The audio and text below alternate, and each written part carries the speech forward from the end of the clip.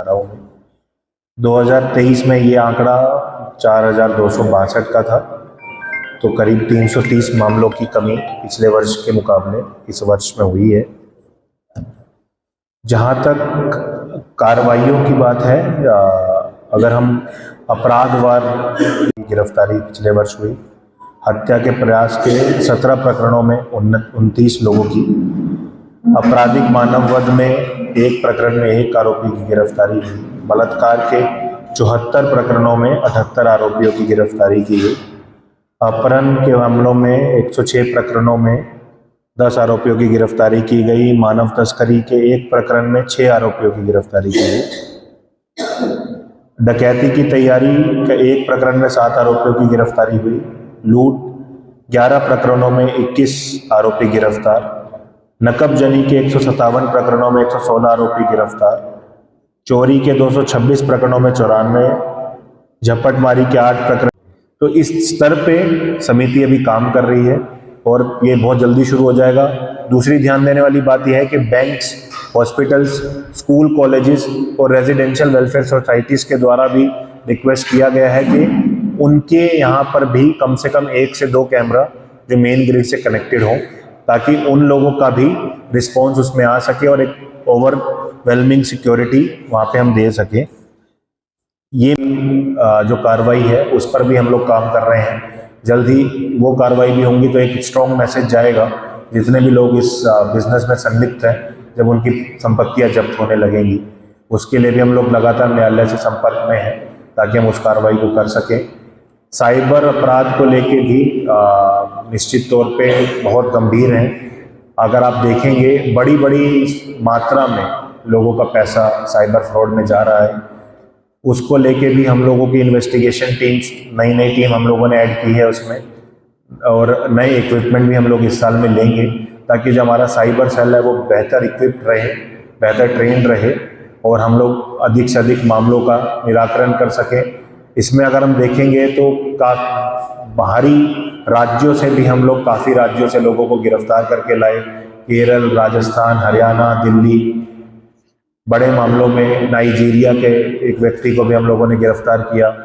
इसी तरह जो गुम बच्चे हैं, गुम बच्चों के लिए जो ऑपरेशन मुस्कान, ऑपरेशन स्माइल चलाया गया, उसमें भी हम अलग अलग राज्यों से बच्चों की दस्तयाबी किए और ये भी लगातार चलाया जाएगा, आगे भी कंटिन्यू रहेगा।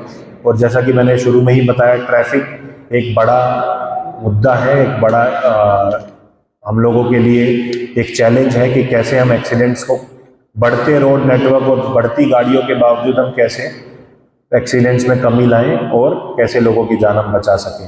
Thank you. गणेश विसर्जन एक बहुत यूनिक एक्सपेरिमेंट था इस साल हम लोगों ने, जो ना सिर्फ नॉइस पोल्यूशन को लेके बल्कि एक सिंगल रूट, सिंगल डायरेक्शन इस बार हमने एक्सपेरिमेंट किया।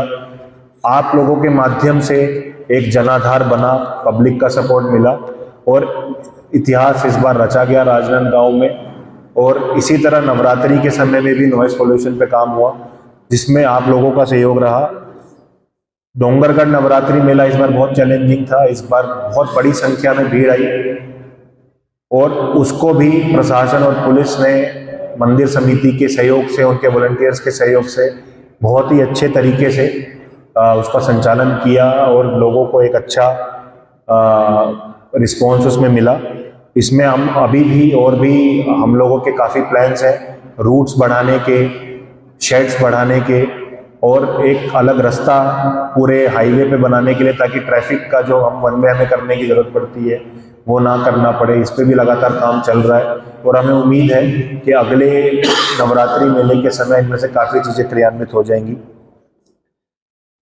मुख्य तौर पर ये सब चीज़ें जो हैं हम लोगों के ओवरब्रिज के नीचे और उसके अलावा शहर के 3-4 पॉइंट हम लोगों ने और चिन्हांकित किए थे, जहां पर हम भविष्य में जिनको हम पार्किंग के लिए चिन्हांकित करके रखें, जो भविष्य में भी चाहे बेशक वहां मल्टी स्टोरी पार्किंग बने, काम आए, तो उन पे भी लगातार काम चल रहा है।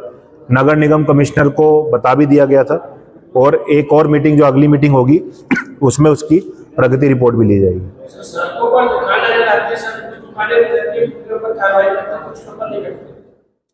अब ये 2 विभागों का जॉइंट, मतलब ये नगर निगम के साथ में ट्रैफिक भी जाता है, लेकिन प्राइमरी ड्यूटी तो नगर निगम की है, जो दुकानें अगर अवैध तरीके से या गलत जगह पे लग रही हैं, लेकिन खैर वो अलग मैटर है, उस पर भी लगातार कार्रवाई बीच बीच में हम लोग करते हैं शिकायत आने पे, ताकि एक बैलेंस रहे, लोग परेशान भी ना हो और लोगों की जो आमदनी है, आजीविका है, उसको भी हम लोग तंग ना करें।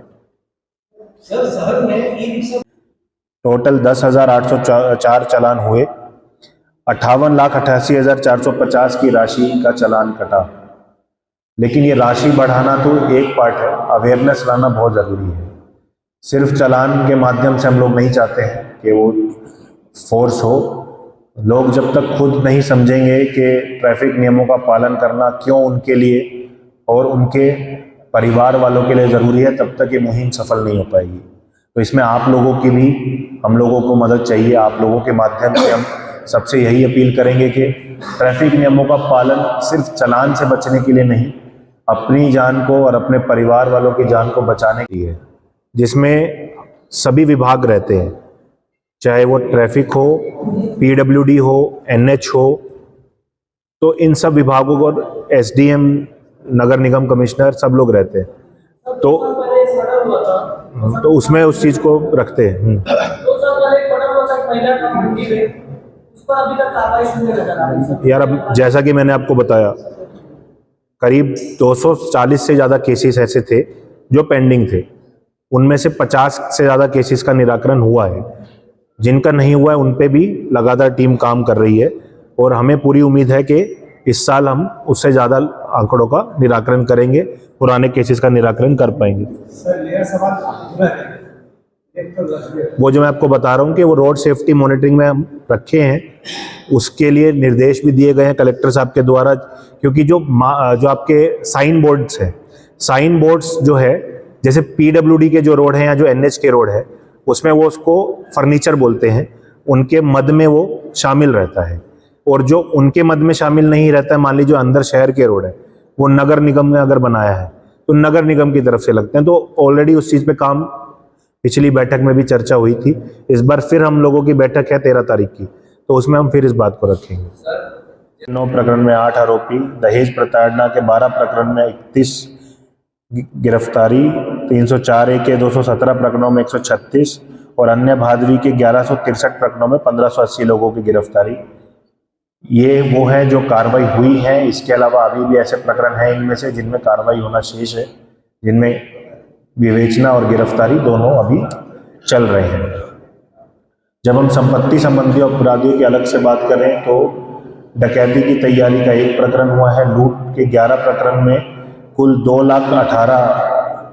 21,81,81,000 की मशरूका की रिपोर्ट हुई, जिसमें से लगभग 18 लाख की संपत्ति बरामद की गई। नकबजनी के 157 प्रकरणों में लगभग 1,51,00,000 में से 46 लाख की बरामदगी की गई। चोरी के 226 प्रकरणों में 1,17,00,000 की राशि में से 64 लाख के करीब की राशि की रिकवरी हो चुकी है। झपटमारी के 8 प्रकरणों में 2,27,000 में से 20,000 की बरामदगी हो चुकी है। जहां हम बात करते हैं अवैध शराब, जुआ, थोड़े ही दिन में चुनाव घोषित हो जाएंगे। नगर और पंचायत के चुनाव जो हैं उनको लेके हमारी तैयारी ऑलरेडी स्टार्ट हो गई है। प्रशासन, पुलिस के सभी विभागों की लगातार बैठक उसमें हो रही है और उसको लेके भी हम करबद्ध हैं कि वो भी बिना किसी विघ्न के हम लोग पूरा चुनाव संपन्न कराएं, क्योंकि इस बार जो अभी तक जो सूचना है वो एक साथ एक ही उसमें नगर और पंचायत के चुनाव कराए जाएंगे, तो उसकी तैयारी उसी हिसाब से की जा रही है। उसके अलावा जहाँ तक अपराधों की बात है, एक जो हमने गुंडा बदमाश, निगरानी बदमाशों के ऊपर कार्रवाई करने का, अवैध शराब, जुआ सट्टा और नारकोटिक्स के खिलाफ जो मुहिम छेड़ी है उसको कंटिन्यू करेंगे, उसको बढ़ाएंगे। एक और चीज़ हम अभी कर रहे हैं, एंड टू एंड कंटिन्यू रहेगी। सड़क दुर्घटनाओं में पिछले साल के मुकाबले वृद्धि हुई है। पिछले साल 419 सड़क दुर्घटना हुई थी, इस साल 429। मृत्यु दर भी बढ़ा है। पिछले साल 187 लोगों की मृत्यु हुई थी इन घटनाओं में, इस साल 205 लोगों की मृत्यु हुई है। 314 लोग पिछली बार घायल हुए थे, इस साल 357 लोग घायल हुए हैं। तो सड़क दुर्घटनाओं की रोकथाम के लिए एक विस्तृत समिति और एक विस्तृत प्लान बनाने की फिर ज़रूरत है। ट्रैफिक अवेयरनेस मंथ स्टार्ट हो गया है, जो पूरे देश भर में चलाया जाता है और पूरे देश भर के लिए ये गंभीर विषय है। हर जगह ट्रैफिक वायलेशंस और ट्रैफिक एक्सीडेंट्स बढ़ रहे हैं। इसके लिए हम और प्रशासन मिलके फिर एक कार्य योजना बनाएंगे। पिछले साल भी कुछ कुछ जगह पर जहाँ पर अंधे मोड़ है, लाइट्स की कमी है, उन पे उनके सुधार के लिए काम करना शुरू किया था। इस साल उसको और वरीयत तरीके से किया जाएगा। साथ ही ड्रंक एंड ड्राइविंग पे भी एक विस्तृत कैंपेन चला जाएगा ताकि लोग शराब पी के गाड़ी ना चलाएं, नशे में गाड़ी ना चलाएं। इसका एक और पार्ट है अवेयरनेस के कार्यक्रम। पिछले साल हम लोग काफ़ी किए थे। इस साल हम लोगों का और भी प्लानिंग है कि हम सब जितने भी पेट्रोल पंप्स हैं उन सब लोगों से हम लोग अपील करेंगे कि बिना हेलमेट के कोई आता है तो उसे पेट्रोल या डीजल ना दिया जाए। दोपहिया गाड़ी तो पेट्रोल की ही है। तो अगर इस तरह से अगर वो लोग सपोर्ट करेंगे तो निश्चित तौर पे जो हेलमेट का यूसेज है वो बढ़ेगा, हमारी ऐसी उम्मीद है। ये एक्सपेरिमेंट बाकी डिस्ट्रिक्ट्स में भी कुछ कुछ जगह पे हुआ है, जहाँ पे कुछ कुछ जगह में इसमें थोड़ी सफलताएं भी मिली हैं। तो हमें भी उम्मीद है कि सपोर्ट रहेगा तो अपने यहाँ पे भी हेलमेट का यूसेज कम से कम बढ़ेगा। इस मुहिम में हम लोग NSS NCC के वॉलंटियर्स, शिवोदा के वॉलंटियर्स को भी साथ रखे हैं और हमें उम्मीद है कि एक अच्छा काम रहे प्रक्रियाधीन है। जब हम बात करते हैं जुआ सट्टा की तो 90 प्रकरण जुआ के, जिसमें 444 आरोपियों के खिलाफ कार्रवाई की गई और इसमें 20,71,530 की राशि और 4,20,000 के वाहन, कुल करीब 25 लाख की जब्ती की गई है। सट्टा के 93 अपराधों में 93 लोगों के खिलाफ 1,11,715 की जब्ती की गई है।